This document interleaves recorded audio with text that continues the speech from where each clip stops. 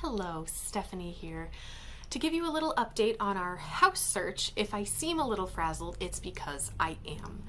So there are so many moving parts when you're trying to find a house, and one of them is you have to find the land first. So you look through hundreds of listings, you go visit maybe a couple dozen of them.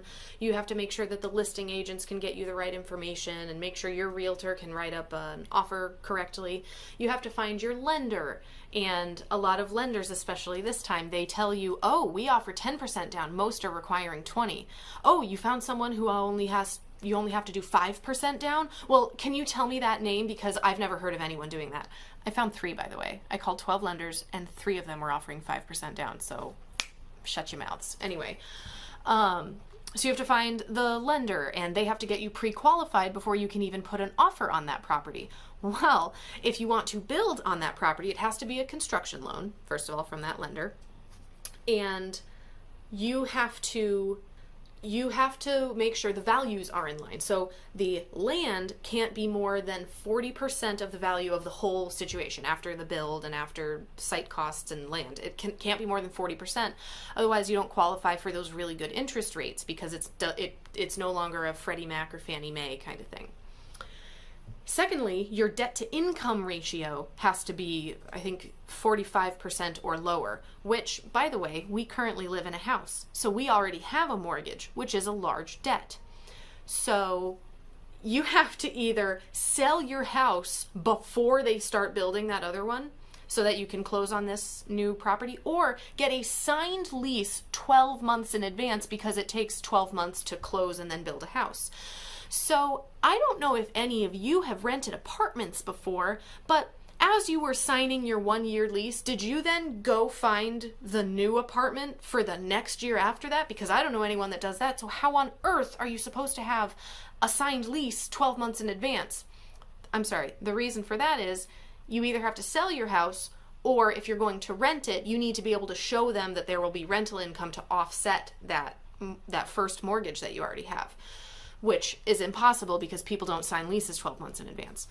So, fortunately, we were able to, mine and Chad's joint income went up because of a raise. So, with both mortgages, our income is right where it needs to be. But if for whatever reason, some costs are out of whack, they're higher than we thought they might be, and we need to qualify for more, no go.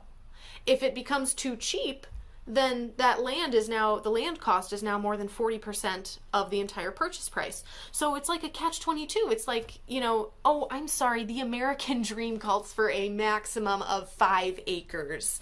And if you want more than that, and you want to have animals, and you want to run a homestead and be sustainable and, be better for humanity altogether, that's too bad. That's not actually part of the American dream. So we are very frustrated. Also, when you come across realtors who are horrible, granted, I realize I'm coming off a little unreasonable right now, but we were trying to coordinate with the listing agent for this 50-acre parcel. Now, we knew 50 acres was more than we needed, but it was a really nice piece of land. It had a creek in the back, and it looked perfect, and the views were great. The school system in that area, we just loved it, so we want it. We reached out, my husband and I, both to the listing agent, and he said, we said, can you give me more details? And typically that means they give you the full MLS listing. It gives you dimensions. It gives you the directions how to get there. It gives you pictures. It gives you everything. He sent us a picture, bird's eye view of the outline of the property. No dimensions on it. Literally just a picture with a box on it because that's the shape of the property. And we were like, thank you for nothing at all, but could you please give us more useful information? No, we didn't say that. But we weren't getting anywhere with that guy, and we were like, whatever, we want to put an offer in on this land. We don't know how to do that. Let's get a realtor to put in the formal offer. So she asks that listing agent for more information, and he gives her the same bogus map, and she can't write an offer with that. You need an MLS number or some such information to even make the offer. So my husband sent a very polite email, because at this point a couple days had passed, saying, hey, could you please, our realtor has reached out to you, we're very interested in this property, but she needs a little more information, can you please send her that information so we can submit an offer? And all the guy sends back is a one-line email that says, so if you had a realtor, why did you reach out to me? Like, literally had the word so in there. No hello, Chad, no thank you very much, Bob Smith, that's not his name. But it just was ridiculous. So if you had a realtor, why were you talking to me? Very rude, very rude.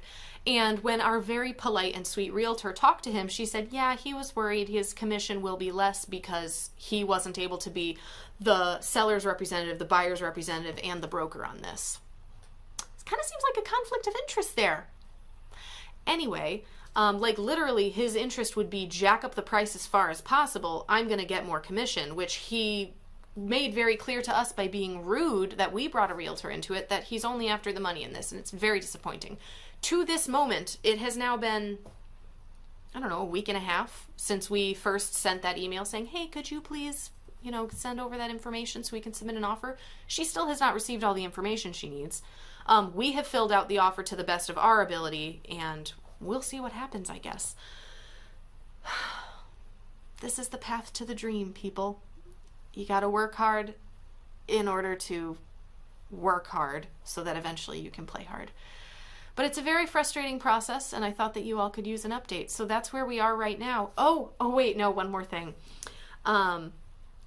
In the estimate that we got from the builder, which, by the way, to submit, you need that estimate to submit to the lender. The lender also needs tax information, which you get by calling the assessor, which is on you to do, not your builder. So you go to the assessor to get the tax information, and they have to make sure that that is all kosher, so that, again, that 40% land to total value, the assessor gives you the total value and what the taxes will be. But anyway, in that process, our builder's estimate for site costs seemed very high compared to the builder we'd spoken to when we were looking in Pennsylvania. And so we said, that seems really high.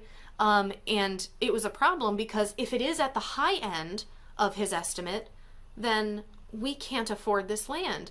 But if it's at the lower end, then we can. And we thought this would be at the lower end. It's a fairly flat parcel. There's no trees. There's no rocks. There's an electricity pole right across the road. It seems, for all intents and purposes. And the neighbor, who there's a little notch out of this property with a house already on it, he has a leach field septic. All the things you learn doing this, leach field septics are less expensive to install than sand mound septics. I could do a whole other video on that, but I won't. So he says, well, it depends on this, that, the other, so it's going to be like, $60,000. We were like, what? We were thinking like 30 or 40. $20,000 is a really big difference, and it's the difference between us affording this perfect property or not. So I don't know if we're fighting the alignment of the stars that we're not meant to have this property, or if we just need to fight harder. But God, why do people make us work so hard to give them our money? That's all.